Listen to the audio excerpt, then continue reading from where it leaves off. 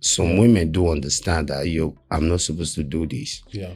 I don't have that kind of woman. Yeah. But for all I could remember, all the time we've had issues, I don't quarrel to win.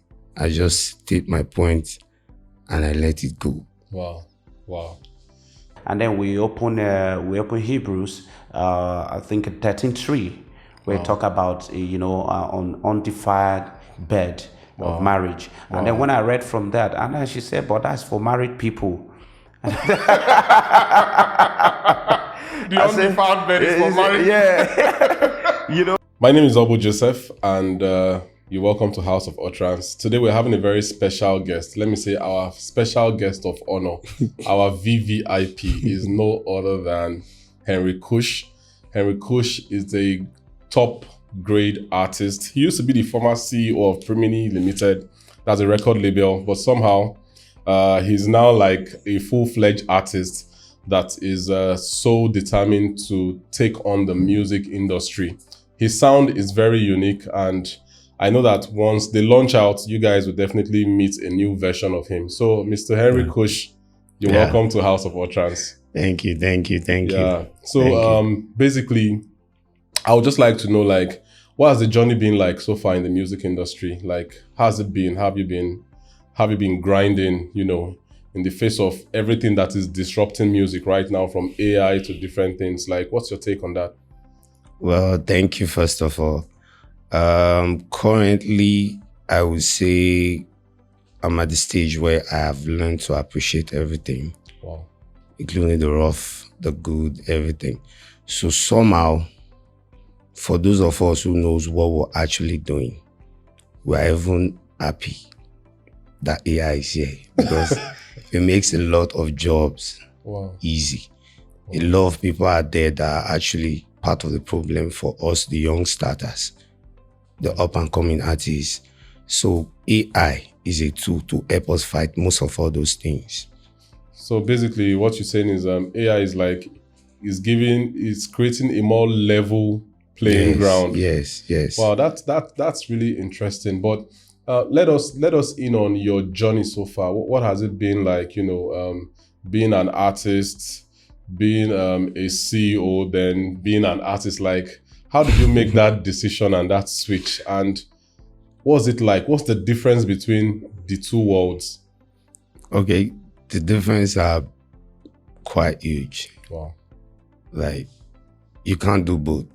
It's difficult. Yeah. If you try both, you're going to fail most times. Wow. Either on the two. Because when I was a CEO, at the point, I had to give up music, singing totally, because most of the artists were having this feeling like you're the one calling the shot. And you're also a musician. Yeah. So it's more of like, are we sure that this is your song you are saying is sweet? We should. Yeah. You understand? So more of those talk were coming in from different angles. And it was the period where I was trying to discover myself as an artist also. Yeah.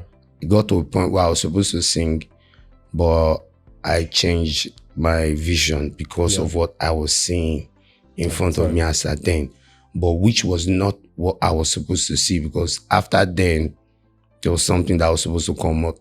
But due to one or two things, I had to just, let me just leave the CEO thing and focus on what really gives me joy. So what is it about singing that you really love? And can you just share, what's your sound like? What's the feel around your sound? Okay, my sound has a little bit of trap music. Music. Yes, that's the origin of my sound. Okay. But it's not just normal trap. I do Afro trap. We call it Afro Trap King, which is the African kind of trap where you use pidgin to sound like a foreigner, yet you that is a Nigerian, you're going to feel that, this is Nigerian guy. Yeah. He's trying to be funny with this sound. Yeah. At the same time, there's a message, there's melody, there's joy. It's just there. Yeah. One thing I'm sure of is that before this interview is over, you would give us a raw vibe. Okay. No problem. You guys, you were in the studio about 2 days ago. Was it yesterday? Yeah, we're in the studio even right now. We're just coming from there. And you played a song that really blessed me personally. And one of the beauty for me was that the sound was very unique. Okay. And it was a gospel song. Yeah. So can you tell us about that? Like what's the motivation around delving into gospel music with that kind of a sound? Because the sound is really beautiful.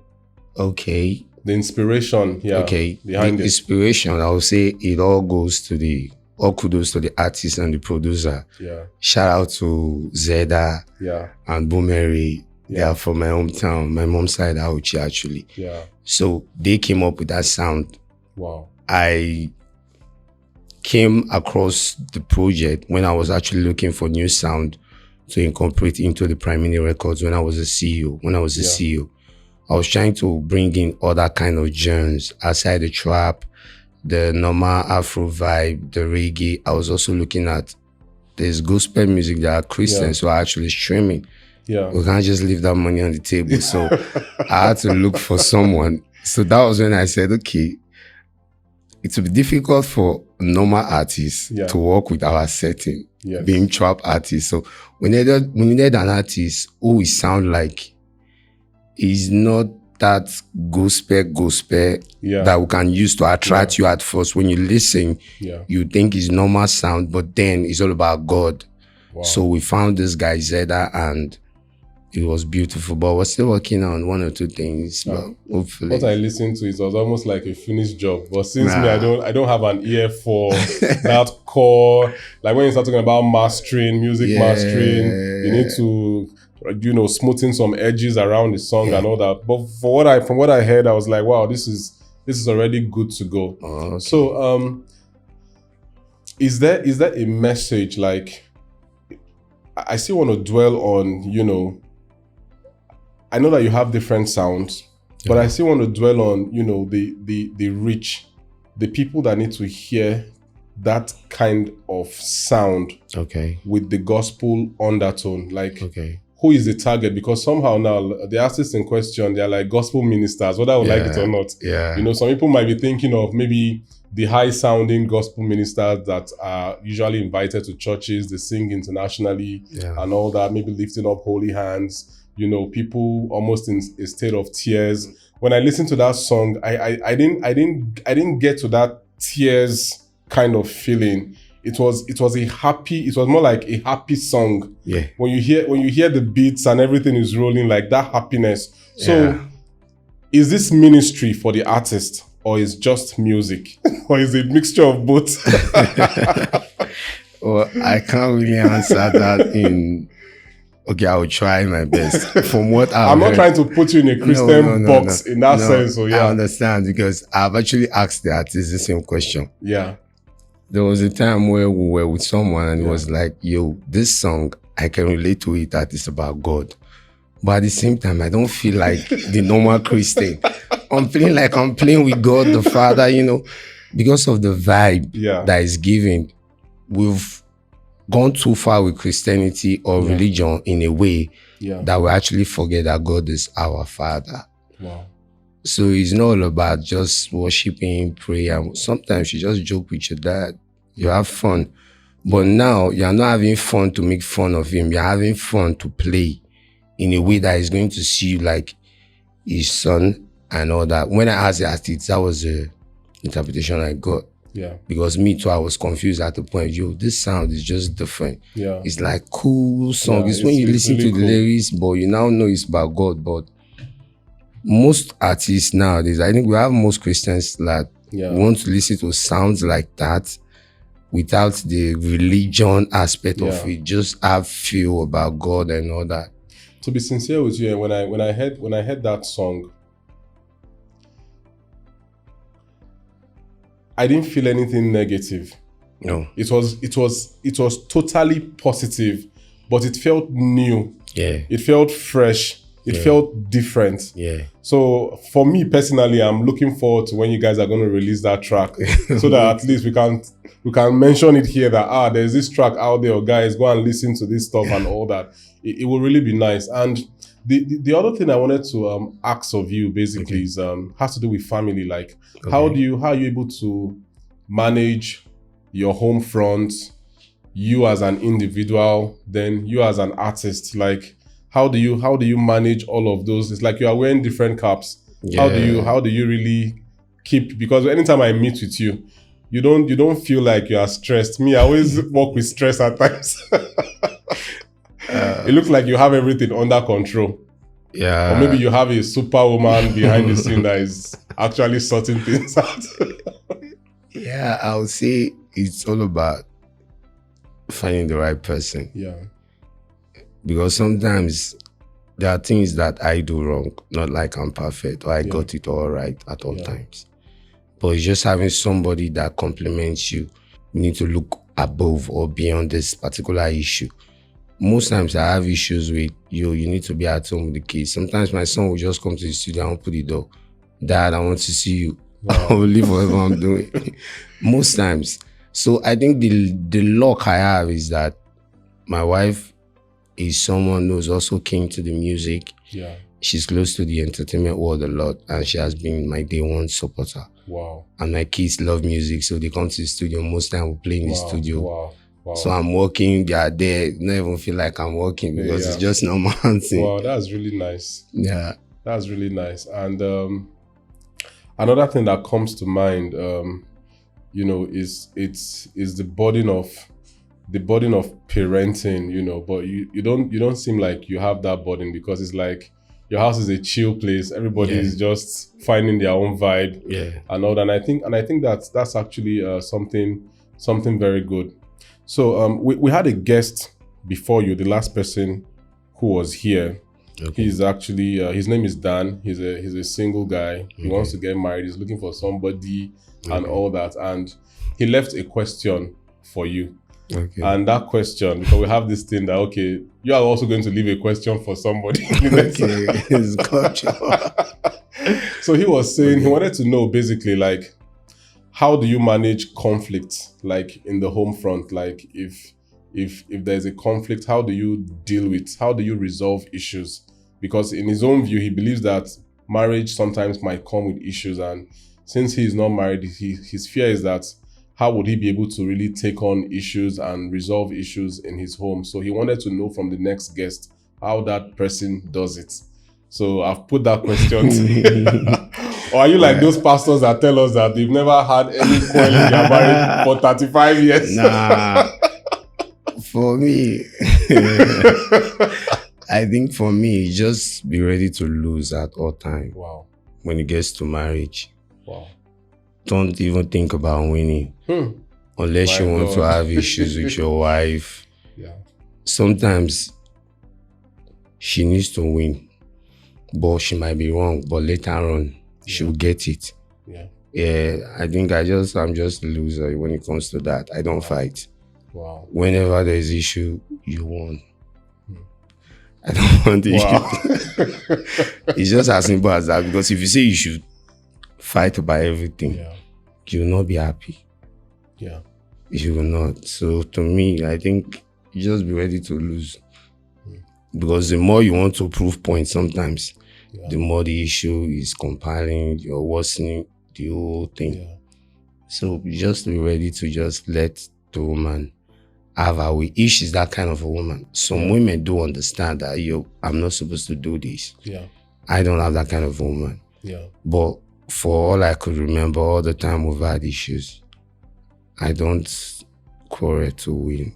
I just state my point and I let it go. Wow. Wow. In fact, this is more than a sermon, because learning to lose to win, like letting go of something, then to still hold that thing that you've let go of. Like it's philosophical in one sense, but it's really beautiful to know that, that kind of dynamics, really exists. Because really, if we look at some relationships that have failed, sometimes it's one party saying, I must let that person know that I am right. Yeah. And if you've been able to adopt that approach and it's working so far, that means it's something that is a good model for people to look up to.